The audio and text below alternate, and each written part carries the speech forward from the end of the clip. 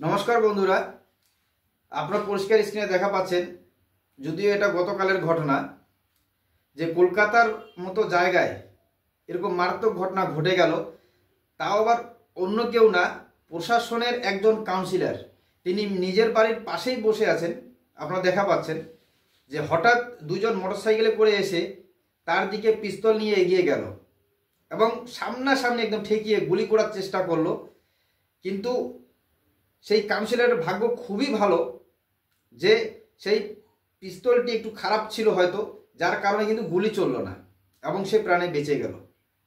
না হলে হয়তো আজকে এই খবরটা বা এই যে ঘটনাটা আপনাদেরকে বলছি, এটা অন্যরকমই বলা হতো। তিনি টিএমসি দলেরই একজন কলকাতার কাউন্সিলর এবং এই কাউন্সিলরকে মারার জন্যে ভাড়া করে নিয়ে আসা হলো গুন্ডা এবং দুইজনকে লাগিয়ে দেওয়া হলো। দেখুন কীরকম করে গুলি করতে চাইলো, কিন্তু গুলি হলো না বলেই সে প্রাণে বেঁচে গেল এবং এই দুইজনই কিন্তু ধরা পড়ে গেছে এবং এদের যে মাস্টার মাইন্ড তিনিও ধরা পড়ে গেছেন। কিন্তু সবথেকে বড় কথা যে কি করে এই দুষ্কৃতীরা কি করে সাহস পায় যে এরকম প্রথম সন্ধ্যায় কলকাতার মতো জনবহুল এলাকায় একটা সিটিতে কি করে চিন্তা করতে পারে যে আমরা একজন কাউন্সিলর বসে থাকবে বা একজন মানুষ রাস্তায় থাকবে, আমরা তাকে গুলি করব, পালিয়ে চলে যাব। পশ্চিমবঙ্গ প্রশাসনের উপর কারো কি মানে এতটাই ভরসাহীন হয়ে গেছে যে বাইরের থেকে লোক এসে সাহস পাচ্ছে যে না, আমরা ওখানে গেলে সন্ধ্যাবেলাও গুলি করে চলে যেতে পারবো। কনফিডেন্স যদি ফুল কনফিডেন্স না হয় তাহলে কি করে এরকম ঘটনা ঘটাতে রাজি হয়? এবং বিরোধীরা কেউ কেউ মনে করছেন যে এটা তাদের গোষ্ঠীদ্বন্দ্বেরই একটা ফল, যদিও সেই কাউন্সিলর তিনি কিন্তু কোনো মুখ খুলে নেই বা মুখ খুলে কিছু বলেননি। এবং বিরোধীরা বলছেন যে তাদের গোষ্ঠীদ্বন্দ্বের ফল। এই গোষ্ঠীদ্বন্দ্বের ফলে প্রশ্নে জিজ্ঞাসা করাতেই কলকাতার যে মন্ত্রী ফিরহাদ হাকিম তিনি কিন্তু চটে গেলেন। আসুন আমরা শুনবো তিনি কি বললেন। এবং পুলিশকে খুঁজে বার করতে হবে উদ্দেশ্য কি, কারা করেছে, কারণ অ্যারেস্ট হয়েছে যখন তাকে খুঁজে বার তার সোর্স খুঁজে বার করাটা খুব দূরের। এবং প্রত্যেকটা অ্যারেস্ট আমি দেখছি যে বাইরের স্টেটের ক্রিমিনাল এখানে অ্যারেস্ট হচ্ছে। প্রত্যেকটা অ্যারেস্ট, প্রত্যেকটা, আমি এতেও দেখলাম, ওই ব্যারাকপুরেও তাই দেখলাম, বাইরের ক্রিমিনাল এখানে বাইরে। হোয়াই এত বাইরের ক্রিমিনাল আসছে কি করে? Where is the network?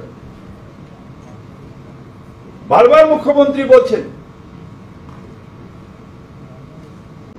বাংলার কালচারটাকে নষ্ট করে দিচ্ছে।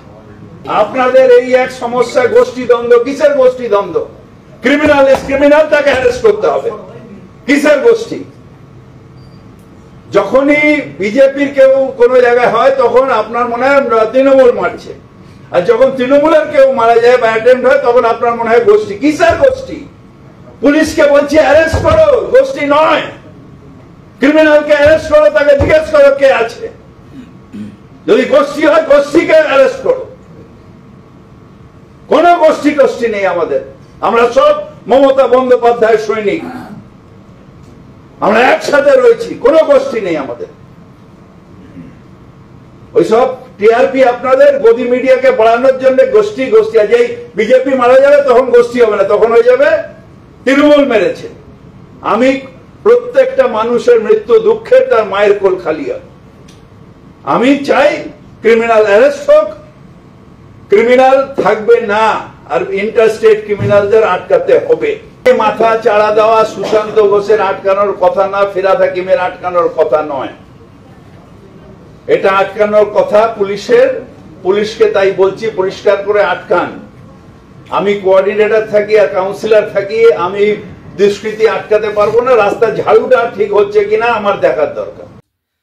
আপনারা দেখলেন যে মন্ত্রী নিজেই বলছেন যে পুলিশকে বলল যে অ্যারেস্ট করতে, এবং এত বাইরের থেকে দুষ্কৃতীরা আসতেছে আমাদের পশ্চিমবঙ্গে এবং পশ্চিমবঙ্গের কালচার খারাপ হচ্ছে।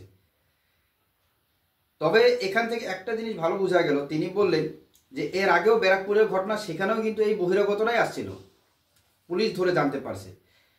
কিন্তু এই বহিরাগতরা আসছিল, বহিরাগতদের লিঙ্ক কি কোথা থেকে আসলো পরে কিন্তু খবরে বা কোনো সূত্র মারফত আমরা জানতে পারিনি। কিন্তু এই যে ঘটনা, এই ঘটনার কি যেহেতু সবাই ধরা পড়েই গেছে, তো এই ঘটনার কি আমরা জানতে পারবো যে আদৌ গোষ্ঠীদ্বন্দ্ব না আদৌ কে এদেরকে পাঠালো? তো আপনার ভিডিওটি দেখলেন পুরো, ব্যক্তিগত মত কমেন্টে অবশ্যই জানাবেন। জয় হিন্দ, জয় বাংলা।